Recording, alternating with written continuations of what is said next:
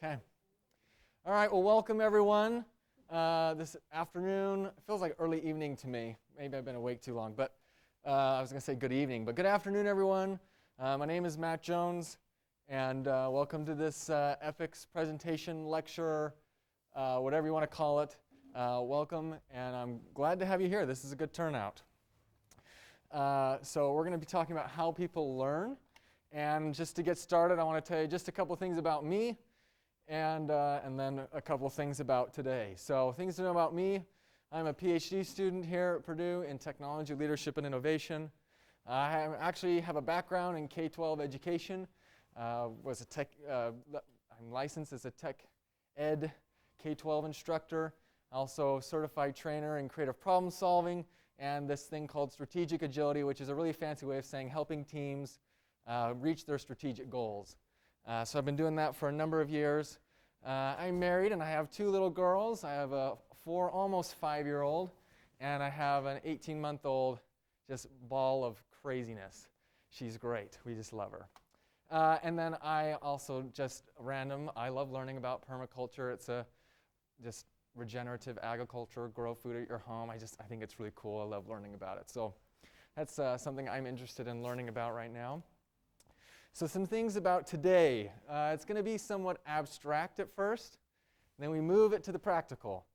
So that's kind of my teaching style a little bit, as we start a little abstract, move towards the practical. So it's going to require you to put on your creative thinking caps just a little bit to play along with me. And thinking, all right, we're out. We might seem like we're out here in the weeds, but it'll hopefully make some practical application for you that will be helpful. It is also more helpful if you ask questions than if I end up talking, because it's just no fun for me and certainly not fun for you. So please, ask questions, comments. In fact, throughout this today, I'll be touching on 3 major principles of how people learn, and I'll have what's called a check-in. And it'll say check-in up on the PowerPoint, and that's when I'll check in with you and ask you what questions you're having, what insights and comments, and I love to hear from you.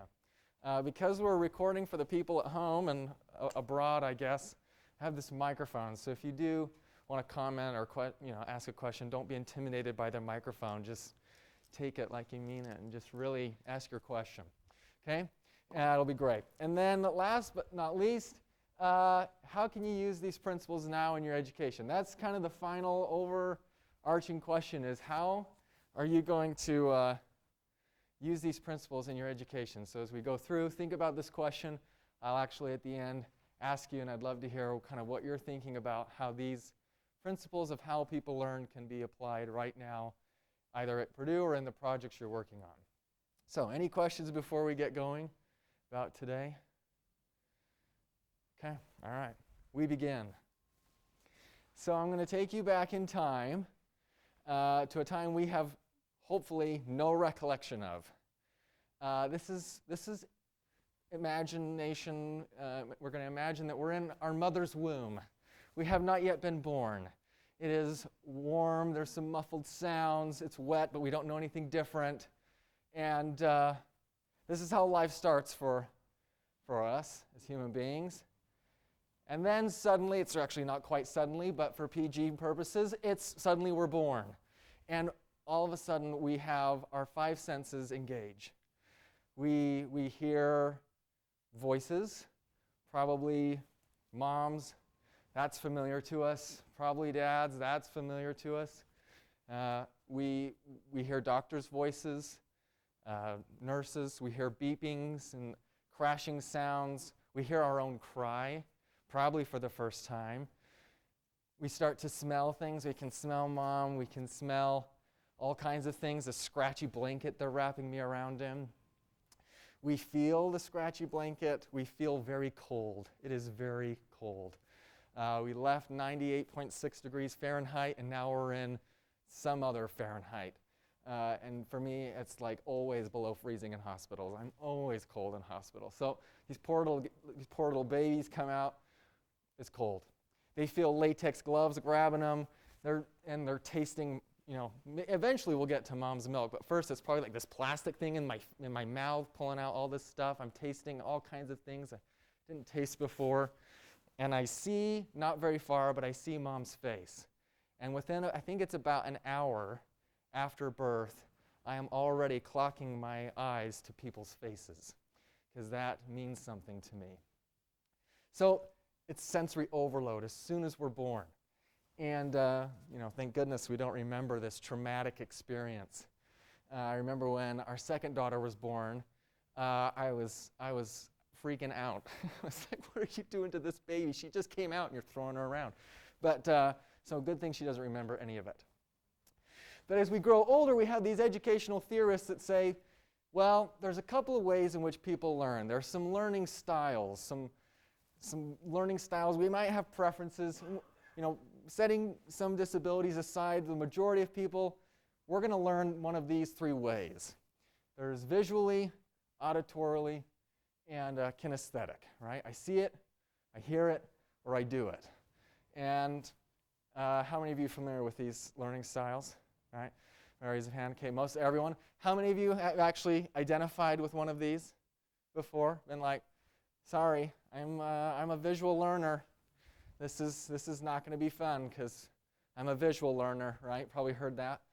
I need to take this lecture as a podcast because I'm an auditory learner and I don't want to show up, right? So there's some theorists that have developed this, but it's actually been debunked because there's at least 8, right? We could add probably even a couple more to these. There's at least 8 other ways in which people really learn through their senses. So you have visual, auditory, kinesthetic. You have verbal. Got to talk it out.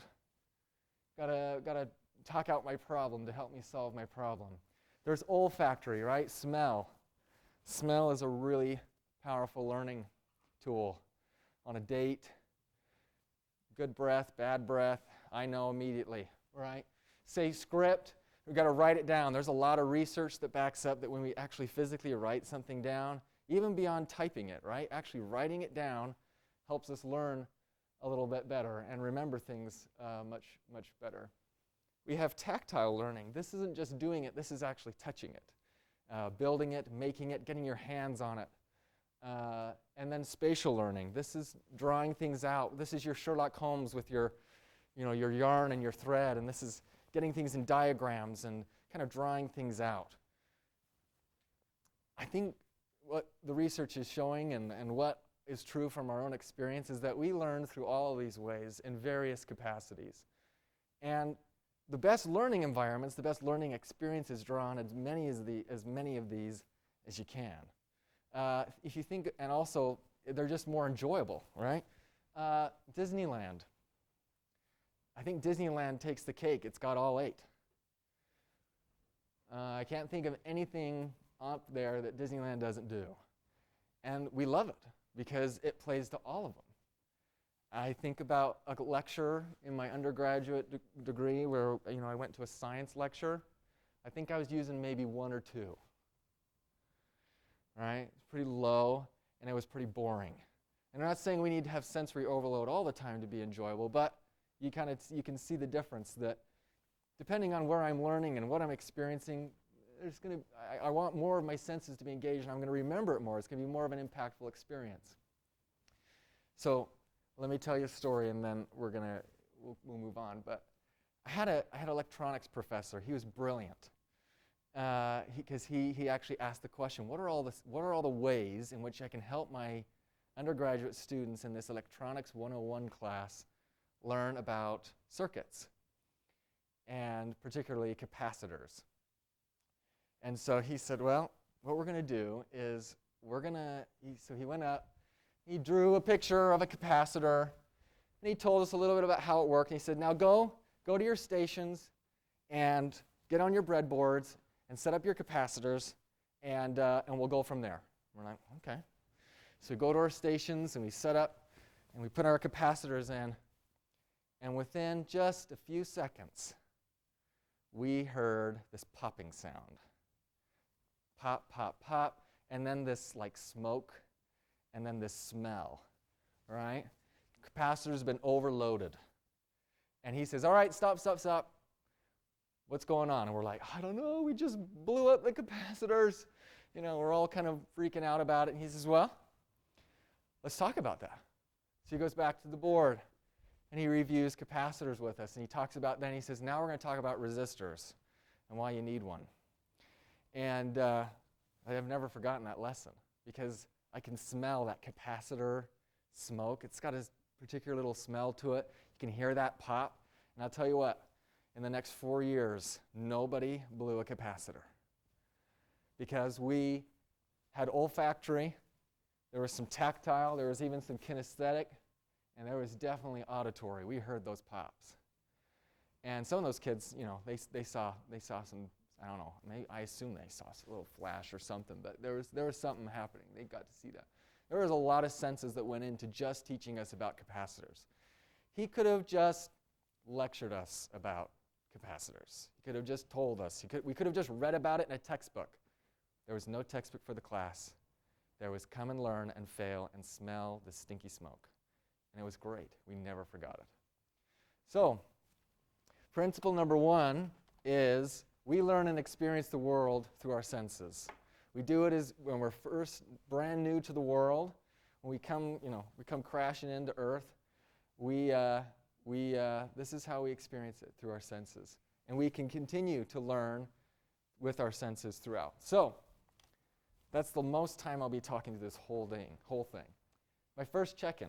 What questions, what comments do you have, or insights about sensory experience? Sensory experiences in learning in general.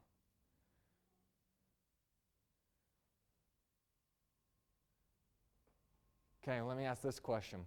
Can you think of a really good learning experience you've had recently, or maybe one that just stands out as like, this takes the cake? For me, it's the capacitor lesson. Is there one learning experience you've had that drew on a lot of senses that stands out to you in your mind? You'd be willing to maybe share with the class? Yeah, okay, hang on. I've got to bring the microphone to you. Please. I think it was also an electrical engineering class, not here, but this professor very obviously was passionate about the subject. We were making a AM radio, just like, I don't know, because. And I guess we got the tactile. There was no smell to it because we didn't burn anything. But if you count the food he brought in for the class, there was smell. And beyond that, I'd say there was definitely script and spatial as we diagrammed it out. But yeah, it was a good learning experience. Yeah, great, thanks. Lots of them. Donuts in class, love it. Or food in class, right? Helps us associate those things together. Any other sensory-based learning experiences of note? Please. It's already turned on for you. I took an entomology class my sophomore year, and it was just a basic one, but our professor, he always had us get up and act out, like, just movements of joints that he was talking about, and then he brought in insect-based, like, protein bars for us to try. Awesome. So. And it was very memorable. Yeah. Do you remember? And do you remember some of the lessons because of those things? Yeah. Better than you would any other else. That specific, this is what it does because this is how it moves. So. Yeah, great. Acting it out, love it. Any others? Please. Do you want to help pass this over? Thanks. Okay, so I had a teacher, I think I was in first grade. So she was my science teacher, and I don't remember much about the class, but like all I can remember is that she wore like a bunch of rings, and she had like markers, and she loved to just like rub the marker against her rings. It would make this like clicking noise, and so I remember that. And do you associate some things in your memory with that sound or with those experiences? Her, I guess. I associate her with that. So. Yeah, awesome.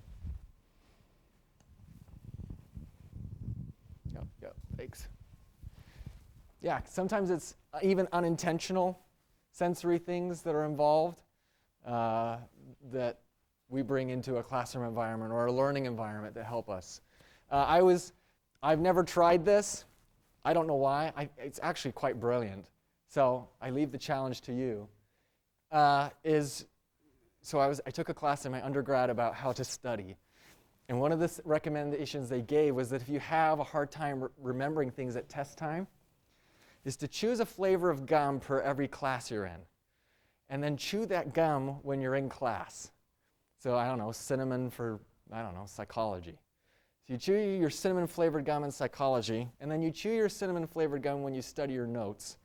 And then when you go in to take the test, chew your cinnamon gum.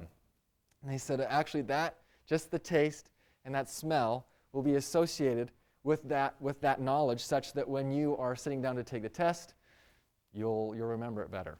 I haven't actually put it to the test, but I think it stands to good science on that it would work. It would work well.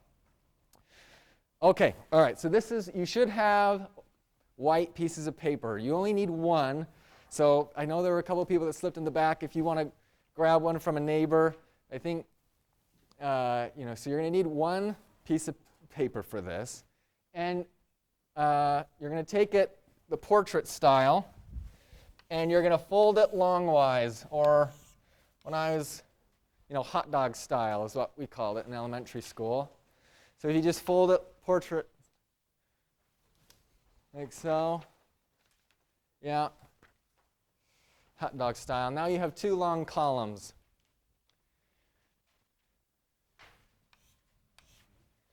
Okay, and hopefully you have a writing utensil for this. If you don't have one, raise your hand and I can bring you, I think I have my markers here somewhere, but I can bring you something if you don't have it. Okay, so then, now that you have that, you're going to label the left-hand side, you're going to write failures. Okay?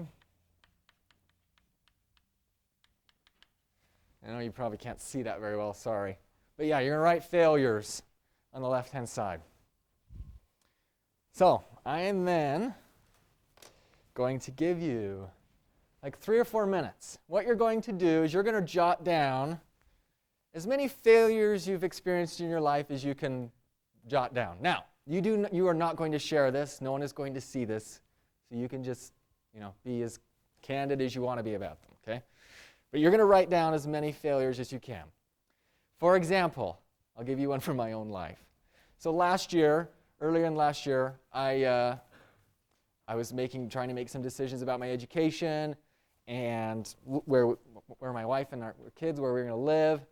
And we thought COVID might be on its way out. So let's make these couple of decisions. And anyway, we signed a couple of contracts. Well, come fall semester, last fall, we actually couldn't fulfill the ends of these contracts because of the Delta variant and some of our health risks, and we just thought, we just can't do this anymore. So we had to back out, and it ended up, because we hadn't read the fine print as well as we probably should have, and because because of all these other circumstances, we ended up having to pay tons of money in these buyout fees to get out of these contracts that we had signed. And so, as a failure for me. So if I were to write that, I'd probably write, sign some contracts and had to buy myself out of them, like 6 months later. Okay? So, again, I'm going to give you 3 or 4 minutes. You write down just as many failures as you can that you've experienced in your life. Okay? Ready? Go.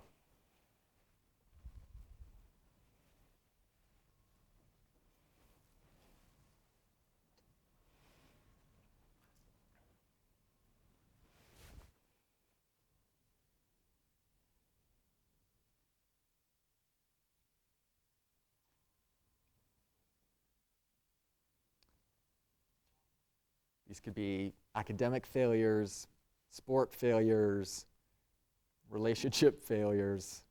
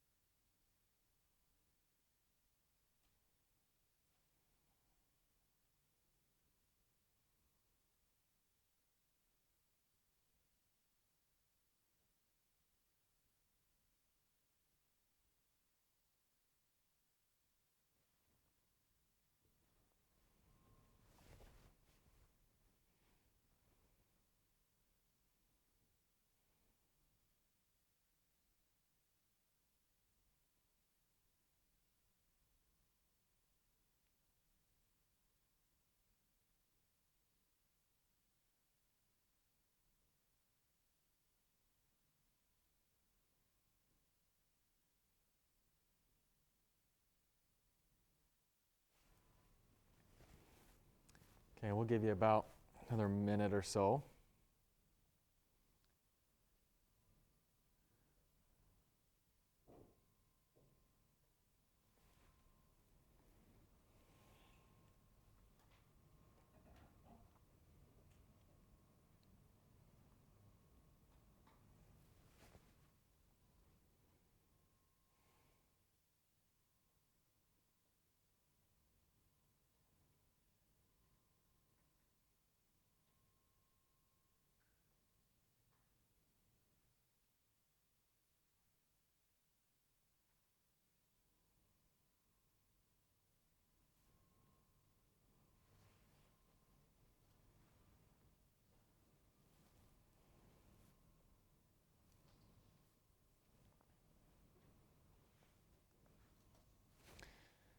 Okay, take about another 30 seconds and finish writing whichever one that you're working on. And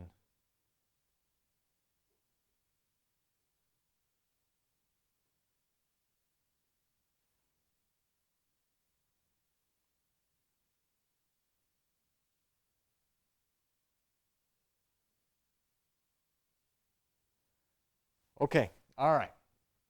Hopefully you've got a decent list there, or a list of some failures. So on the right-hand side, now at the top, you're going to label this section. You're going to label this wisdom or wisdoms. I don't think wisdoms is a word, but we're going to run with it. Okay, so you can put failures, and then this right-hand side is going to be wisdoms. So you probably can already see what you have. You should have a list of these failures. And now I'm going to look at my failures, and I'm going to say, okay, what wisdom or what lesson did I learn from that failure? And I'm going to write that in my column. So it can be one-to-one. You can say, here's my failure, here's the wisdom. Or maybe I have a really rich failure that just had so many good lessons to learn from it, right? My contracts, I learned, I need to have an emergency fund. I probably need to, read the fine print a little more. Probably need to think about, the fact there's a global pandemic. Probably need to think about those kinds of things a little better. So anyway, so you have now the next 3 or 4 minutes. Write down as many wisdoms as you can. Again, it can be one-to-one, can be a couple to one, but a list of wisdoms. So go ahead.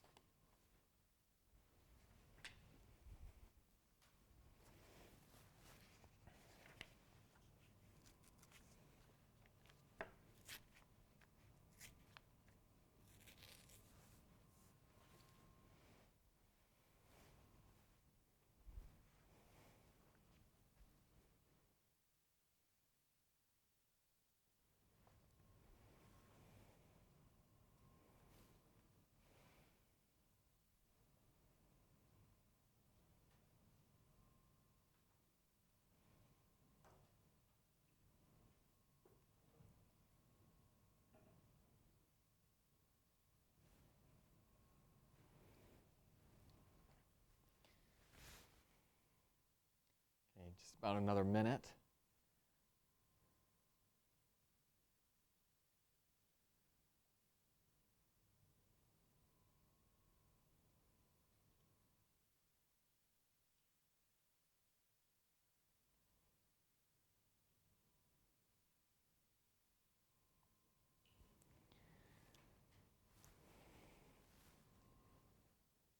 Okay, all right, looks like most of you are wrapping up here. So, the next bit of instruction here.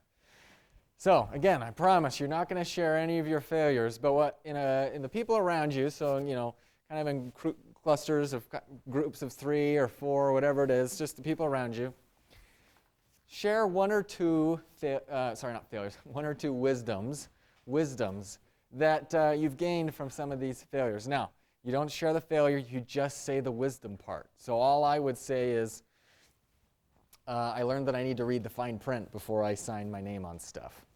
Okay? That would be what I'd say, and then it would pass to the next person.